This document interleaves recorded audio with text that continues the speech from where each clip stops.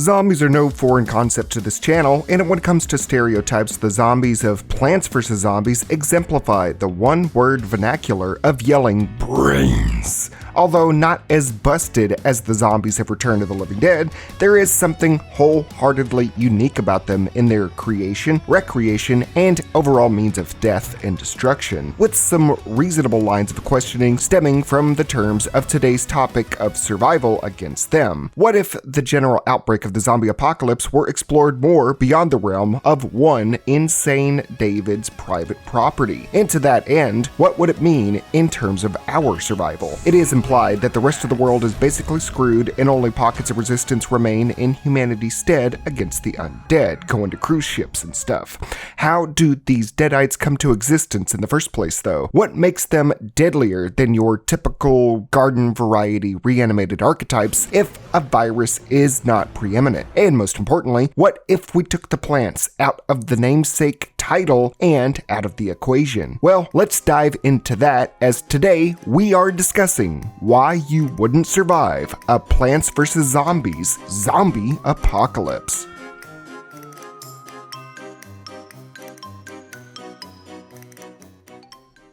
Years ago, a strange-looking man by the name of Edgar George Zambos worked tirelessly in the field of thanatology, the scientific study of death in terms of its biological, psychological, and societal aspects. More notably, in the biological aspects did he focus on, did he earn a doctorate in thanatology in the span of only 2 years. Thusly dubbing himself just Dr. Zambos, he would go on to using his hyper-intellect to construct thanatological technology. Having been what many consider a zombie from birth, or at least zombie-looking adjacent, Zambos devised a plan to make others in his image, developing a purple neurological gas that could reanimate the dead, much like the noxious fumes dispersed in the Resurrection Cemetery in Return of the Living Dead, administering his specially made fumes into an untold amount of graveyards, cemeteries, and mortuaries as the particles seeped into soil, coffins, body bags, and more, reanimating all forms of human corpses to come back to life and serve at his beck and call so that he may rule not only his local neighborhood and district, but the world at large, having a collective goal of his and all of his undead denizens to go out and collect the brains of all living people. Whether it be to consume them or harvest them is not fully disclosed, because this is a family-friendly game series after all. But what we do know is that the human population will be under siege against a sudden influx of deadites rising from their graves and attacking the living, however goofy, cartoonish, or frankly overpowered they are. Now, it is theorized that the zombies themselves are merely clones of one another in body,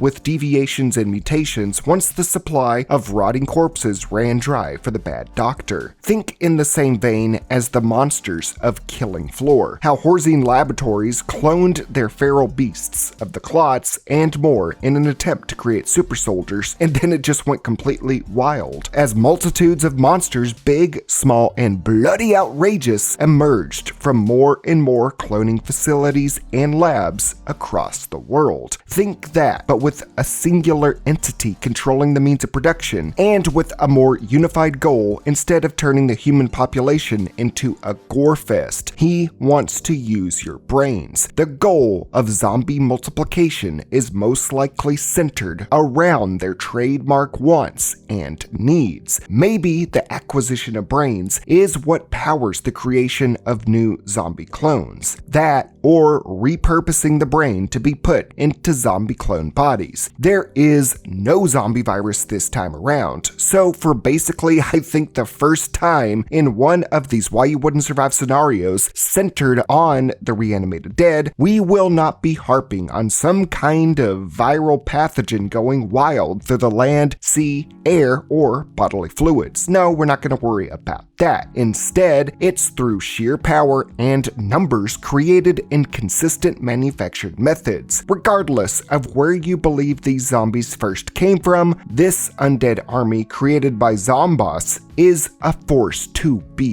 and will stop at nothing to get them. They do not have a problem with eating plants and destroying obstacles that will get in their way. Having the ability to consume the vegetation in front of them can make them classified as the vegetarian zombie previously discussed in my video talking about the United States Army's Zombie Defense Plan, Con Plan 8888. These particular zombies eat flora not for sustenance, nourishment, or even enjoyment, but to eliminate them if they get in the way by any means necessary. These zombies love brains of the living, but will stop at nothing to destroy greenery. To the undead, they view all plant life as annoying roadblocks to the brainy finish line. But why plants? What the hell did these unsentient life forms do to earn the veganism-leaning cannibals' ire? Well, it's through the botanistic weaponry of Crazy Dave, who did figure out ways to make plants that could fight back and even stop the zombie apocalypse, and Dr. Zomboss. But as we stated before and in the thumbnail, the plants are out of the equation, and there will not be a Crazy Dave as the countermeasure to Zomboss. Instead, Zomboss and his invasion of the dead will hit our world like a truck, as you will simply be a normal survivor. Attempting to not have your gray matter scooped out, what are your chances of survival? How dangerous are the PVZ zombies? What can they do to our world and environment? Cause hell, what does a pea shooter that's made from a plant have over a 6-shooter or even a 12 gauge and a Molotov against some zombies? Am I right, fellow Americans? Well, that's a hard question to answer because there are so many different types of zombies that vary based on speed, size, intelligence, and resourcefulness. Their nature alone can be unpredictable. The sheer variety of them in their expansive numbers and expertise can be a force of nature. You may assume that normal zombies like the brown coat will be slow-moving and dim-witted, and then all of a sudden you see another fast zombie run at you with a pole in his hand, ready to vault over any obstacle in his way. Luckily, you're not the main character of the game, so you don't have to worry about zombies constantly attacking your house, and your best bet is to hide in your home. We have seen many other humans do this, such as the out-of-shape human in the town center map of Battle for Neighborville. It is assumed that Zomboss directly targets all military and industrial complexes to quickly overrun and disable all defense and offense against his domination. He is strategically taking out anything that is a threat, so it's to be assumed that the military in your country will be nixed and unable to save you. The government will not be able to address the zombie threat because they get overwhelmed so quickly. You are going to be on your own with the people around you and anything you have around you. More than likely, Zomboss will have made millions of corpses rise and besiege areas to create cloning facilities out of our own advanced technology to ramp up zombie production and utilize intelligent and strategic brains in order to do so, choosing to eliminate the strongest resistances on Earth first and trickling down his brain economics to you. The zombie horde, in its thorough combing of the human populace, will eventually come knocking at your door, wherever you may be. Trying to bunker down with boarded up windows, plentiful supplies, and ample weaponry will not do too much in keeping them at bay and keeping you safe. These zombies never run out, and they will just keep coming. Conventional weapons and defenses will work for a short period, but eventually will run out. Zomboss creates new zombies every day and will concoct new forms of zombies to make sure any contingency is met with dead resistance, whether it be through brain, brawn, or more. But how could just sheer numbers overwhelm the militaristic and governmental forces, let alone you? Well, it's their legions and their diverse troops. So what kind of zombies are we talking about that are going to be comprising this army of zombosses?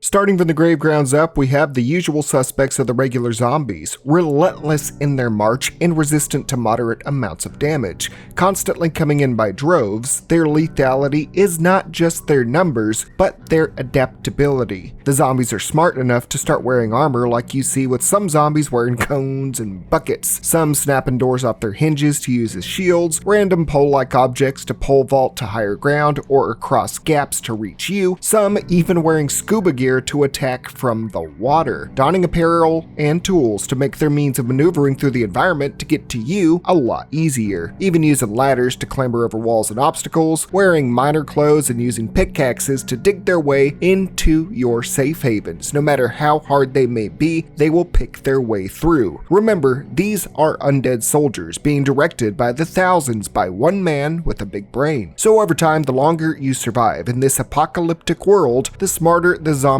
get to add to their numbers. It gets to the point where you see zombies driving vehicles like Zambonis or even mutating to create diverse boss creatures and ones that can suit for battle for any means. After acquiring enough brains or utilizing the former lives of the people they harvest gray matter from, the zombies themselves will look to have career paths that push them up the zombie corporate slaughter ladder. Not even animals are your friends either in this scenario, as dolphins and even chickens are used to assist the zombies on their conquest for brains. Eventually learning how to use firearms themselves, foot soldiers, engineers, scientists, all-star athletes, all of these are just some of the classifications that can branch off into many different subclasses for them to use their clothing, tools, and knowledge and expertise in many different ways of finding you, weeding you out, and plucking your cranium, creating devices to sound you out to figure out where you are using sonars and whatnot, making more weapons that will render anything of ours ineffective like EMPs and more, athletic types running offense to tackle you down or make the distance and speed and break through defense, climbing any building to get to you, soldiers to fight fire with fire against you and whittle down anything you can throw at them. Shit, you might have a full arsenal and a heavily fortified home or place of business, shooting at them, picking them off for fun. These zombies will learn. You might take out dozens or even hundreds, but they are almost like a hive mind intelligence of the greatest variety of zombies to possibly ever exist. Eventually, they're gonna realize that guns, bladed weapons, flammable weaponry and more, these are gonna be piercing these frankly crappy excuses for armor and harder surfaces that they're using that resist their scrounged up tools and weapons, and then they'll turn to wearing metal plating and bulletproof vests and more that they commandeer from their former conquests in military encampments and more. And of course, you have genetically modified super variants that are made for destruction and level in the place. None more so than the Gargantuar, a towering dumbass beast with the peak physique to wield a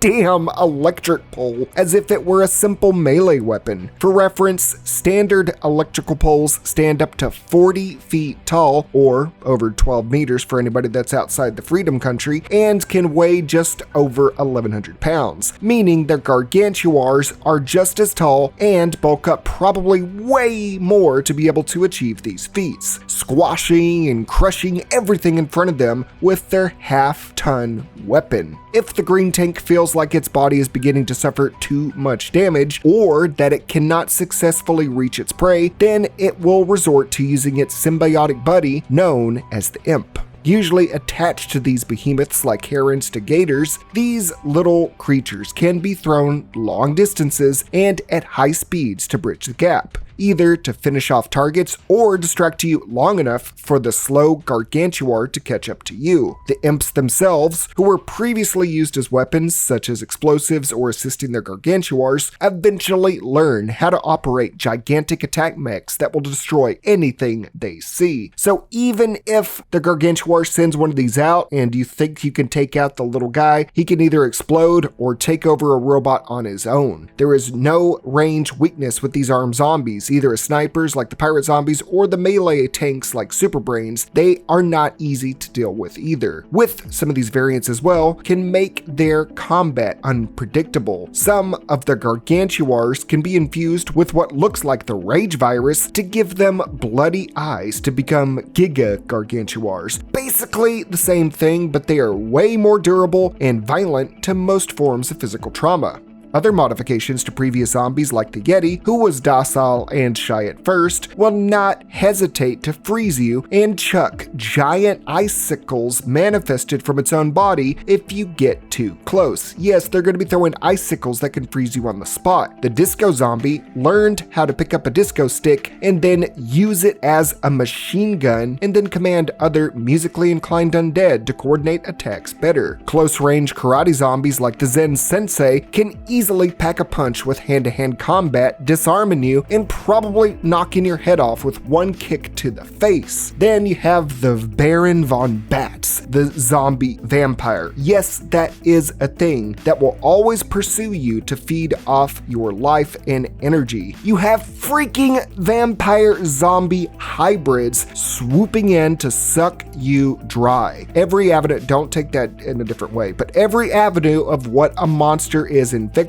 or a human with a 9 to 5 can do is at their disposal. Monsters and humans alike in all their capabilities hybridizing in these forms of zombies. During the battle for Neighborville, the zombie classes get even more ridiculous, like boogie dancing electric slides, the precise homing laser shooting sci-fi gal space cadet, or even the trigger happy explosive lover 80s action hero. Although there are no variants for them, the situation in Neighborville is no better than suburbia. Earlier, I mentioned how these particular forms of the undead have a different palate for what they eat. While plants may not be weaponized against them anymore, they could still have an appetite for vegetation destruction, eating any plant life, possibly as a means to destroy sources of food for us and what we eat, and eventually over time to reduce oxygen levels worldwide to just kill us off and make attaining brains an easy shopping spree. Possibly Dr. Zomboss directing most of his undead variations to collect people's brains and destroy resistance with a small faction specifically designated with destroying plant life slowly but methodically the world over, both to finalize his reign over the planet and kill off any air-breathing humans, but also to prevent the weaponization of plants and the possibility of that happening in the case of Crazy Dave. It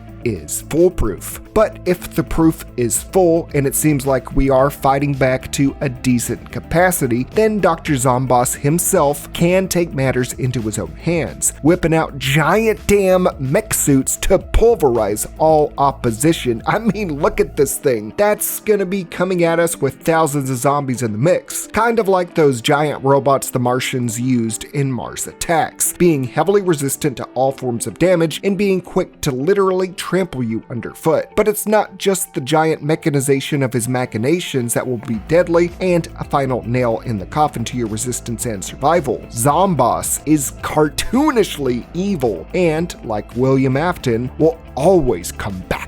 Zomboss has all the knowledge to create mechanical monstrosities with ease, so when you destroy one of his robots, he can just create a new one in its place as if nothing happened in a very short amount of time. That, or he probably has dozens of other mechs of different varieties to take its place. The dude is so advanced in technological prowess that he goes beyond that of his original degree in thanatology, bending the very time-space continuum with the ability to travel through time. Zomboss can track you wherever you are and whenever you are. He comes up with ridiculous schemes on the fly, with each being more ridiculous than the previous. He enjoys nothing more than chilling at home while operating a giant blimp and ordering it to drop bomb strikes and wreak havoc on suburbia. So we're going to see periodically in our world rather random bombings of an already ravaged planet that has barely any food, barely any water, barely any oxygen, and most defenses destroyed. He's just going to be dropping bombs randomly across it just for his pure enjoyment. Zomboss, in his own time, already claimed so much of the planet with zombie terraforming.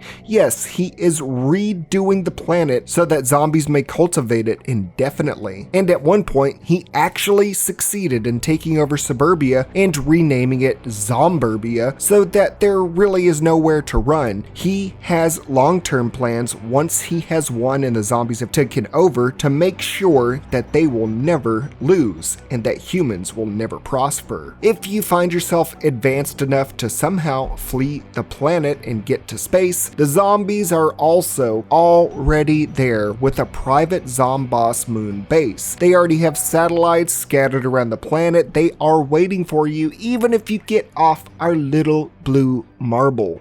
Across all space and time, Zomboss, if given ample time and opportunity, will have already beat you there in every way, shape, and form. There is nothing you can do. Without those highly animated cartoon plants to help protect you, you will not last long here. Yes, you have guns, tanks, and advanced weaponry, but even with the plants on your side and what I just stated, you will not have the same plot armor as Nate and Patrice from the comics. The zombies are coming, and they will never stop coming. They will not stop the onslaught until one zombie is able to get into your house and pop your brain out. Unless someone stops the zombie production in Zomboss's labs or destroys every single gravestone in existence, the zombie threat will always be there. At least in shows like The Walking Dead, granted, there are so many walkers, there can only be so many of them when there is a finite human population they transformed from. Here, it does not matter, because if you think about it, no matter what the zombie apocalypse is, as long as the human population that they stem from eventually dies out, either from 28 days later rage virus where they die of malnourishment or dehydration, or just all the zombies rotting to death after all these years. In Plants vs. Zombies, they are not from a direct source. They are cloned. It does not matter. Every head that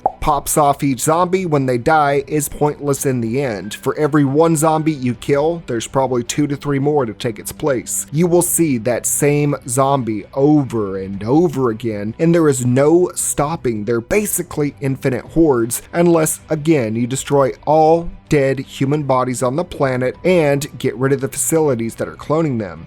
Space travel will not save you, as zombies found a way to make their way to the moon, and even time travel can't save you either, as the zombies alter human history where they are always there in every single place in every single time. Honestly, that fact alone is busted. Basically, even if you somehow do win, the zombies can go back in time and just alter history to where they win in a pinnacle point of our timeline to change everything. Compared to other zombie scenarios, this makes the Plants vs. Zombies absolutely terrifying. It's basically if Return of the Living Dead zombies made love to Call of Duty zombies and raised them on Saturday morning cartoons and then got a job at the Killing Floor's cloning facilities. These are some Toon Force ass zombies, shredding plants, indefinitely remaking more and more troops, destroying societies, reconfiguring the very planet we exist on, and ultimately turning our brains into power sources for the clones of infinite zombies. When you take the Plants vs. out of the equation, all that's left is literally zombies. Man, that sound profounded as hell. That about wraps up this look into Plants vs. Zombies. What do you think? Are you built different to take on the Toonie Terrors? Is there something I missed? Let me know down below. Big thanks and special shout out to channel Explodin' Apple for helping out with the script to this video today. Check out his channel down in the description below or at the end of the video for more PVZ content. Also, thank you to my Patreon patrons and YouTube channel members who chip in to have their names featured on this list here too. You can do it just by throwing in $1 to have your name featured and see my videos up to a week early. Until next time, I'm Zackass, aka Wow Such Gaming. Never forget to stay happy, stay healthy, and never forget to stay wow.